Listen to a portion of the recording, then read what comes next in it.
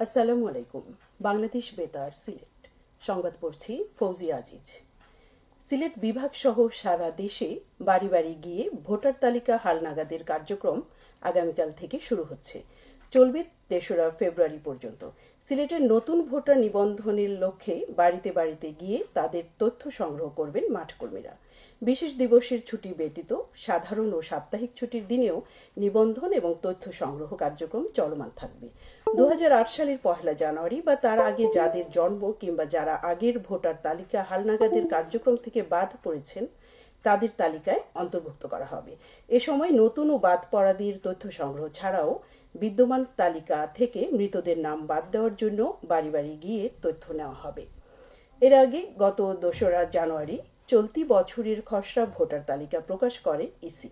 এতে নতুন করে যুক্ত হয়েছে ১৮,৩৩,৩৫২ জনের নাম। ২০২৫ সালের ১লা জানুয়ারি যারা ভোটার হওয়ার যোগ্য হয়েছেন এবছরের হালনাগাদে তারা তালিকায় যুক্ত হলেন।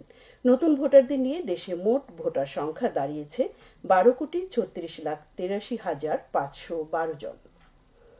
সংস্কার কমিশনের রিপোর্ট হাতে পেলেই অগ্রাধিকার ভিত্তিতে স্বাস্থ্য খাত সংস্কারের উদ্যোগ নেওয়া হবে বলে জানিয়েছেন অন্তর্বর্তী সরকারের স্বাস্থ্য উপদেষ্টা নূরজাহান বেগম। গতকাল সিলেটের কোম্পানীগঞ্জ উপজেলা স্বাস্থ্য কমপ্লেক্স পরিদর্শন শেষে তিনি কথা জানান। নূরজাহান বেগম বলেন, প্রধান উপদেষ্টার ঘোষিত রোডম্যাপ অনুযায়ী জাতীয় নির্বাচন অনুষ্ঠিত হবে। এর আগে উপদেষ্টা কোম্পানীগঞ্জ উপজেলা স্বাস্থ্য কমপ্লেক্স পরিদর্শন করেন। এদিকে উপদেষ্টা সিলেট এমএজি ওসমানী মেডিকেল কলেজের এডুকেশন কনফারেন্স রুমে শিক্ষকদের সঙ্গে মতবিনিময় সভায় অংশ নিয়ে জানান, ওষুধের উপর অতিরিক্ত শুল্ক কর কমাতে সুপারিশ করা হয়েছে। সংস্কার কমিটির প্রতিবেদনের পর দেশের স্বাস্থ্যসেবা খাতে বিগত বছরগুলোতে দুর্নীতি অনিয়মের সঙ্গে জড়িতদের ব্যাপারে ব্যবস্থা নেওয়া হবে।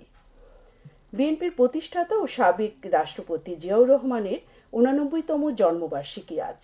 ১৯৩৬ সালের এই দিনে বগুড়ার গাবতলীর নসিপুর ইউনিয়নের বাগবাড়ি গ্রামে জন্মগ্রহণ করেন তিনি। রসায়নবিদ মনসুর রহমান ও জাহানারা খাতুন দম্পতির ৫ ছেলের মধ্যে জিয়াউর রহমান ছিলেন দ্বিতীয়। তার ডাকনাম কমল। ১৯৭৮ সালের ১লা সেপ্টেম্বর রাষ্ট্রপতি জিয়াউর রহমান বাংলাদেশ জাতীয়তাবাদী দল বিএনপি প্রতিষ্ঠা করেন। ১৯৮১ সালের ৩০শে মে একদল বিপথগামী সেনা সদস্যের হাতে নিহত হন সাবেক রাষ্ট্রপতি। প্রয়াত রাষ্ট্রপতি জিয়াউর রহমানের জন্মবার্ষিকী উপলক্ষে বিএনপির পক্ষ থেকে নানা কর্মসূচি পালিত হচ্ছে। কর্মসূচির মধ্যে সকাল ১১টায় শেরেবাংলা নগরে তার কবরে পুষ্পস্তবক অর্পণ করেন দলের মহাসচিব মির্জা ফখরুল ইসলাম আলমগীর সহ সিনিয়র নেতারা। দুপুর ২টায় ইঞ্জিনিয়ারিং ইনস্টিটিউট মিলনায়তনে বিএনপি আয়োজিত আলোচনা সভা অনুষ্ঠিত হয়। এতে বক্তব্য রাখেন বিএনপি স্থায়ী কমিটির সদস্য, জাতীয় নেতৃবৃন্দ ও বিশিষ্ট জনেরা। সভায় সভাপতিত্ব করেন বিএনপি মহাসচিব মির্জা ফখরুল ইসলাম আলমগীর। এতে প্রধান অতিথির বক্তব্য রাখেন বিএনপি ভারপ্রাপ্ত চেয়ারম্যান তারিক রহমান। বাংলাদেশ বেতার সিলেট কেন্দ্র পরিদর্শন করেছেন মেক্সিকোয় নিযুক্ত বাংলাদেশের রাষ্ট্রদূত মুশফিকুল ফজল আনসারী। গতকাল তিনি বাংলাদেশ বেতার সিলেট কেন্দ্রে আনসারী বিশ্ব সভায় বাংলাদেশের আলোকিত এক মুখ শীর্ষক সাক্ষাৎকারমূলক আলোচনা অনুষ্ঠানে যোগ দেন।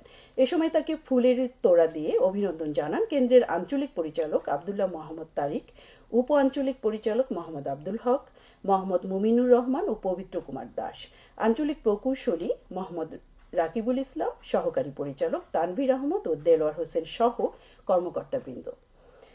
মুশফিকুল ফজল আনসারী বিশ্ব সভায় বাংলাদেশের আলোকিত এক মুখ শীর্ষক সাক্ষাৎকারমূলক অনুষ্ঠান আগামী ২২শে জানুয়ারি বিকেল ৪টা৩৫ বেতার মধ্যম তরঙ্গ ও FM ৮৮.৮ মেগাহার্জে প্রচারিত হবে। তারুণ্যের উৎসব উদযাপন উপলক্ষে র্যালি, আলোচনা সভা, শিক্ষার্থীদের মধ্যে বিতর্ক, কুইজ প্রতিযোগিতা এবং সাংস্কৃতিক অনুষ্ঠান অনুষ্ঠিত হয়েছে মৌলভীবাজারে আজ।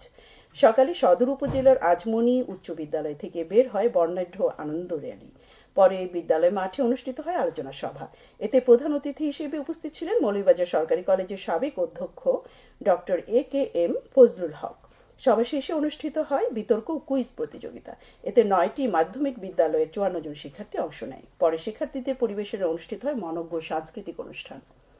জেলা পর্যায়ে ৪৬তম জাতীয় বিজ্ঞান ও প্রযুক্তি সপ্তাহ ৩ দিন ব্যাপী বিজ্ঞান মেলা উদ্বোধন করা হয়েছে মৌলভীবাজারে আজ।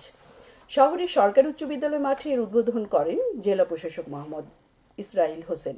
এতে জেলার গুরুত্বপূর্ণ বিভিন্ন শিক্ষা প্রতিষ্ঠানের ক্ষুদে বিজ্ঞানীদের উদ্ভাবিত 48টি স্টল স্থান পাচ্ছে।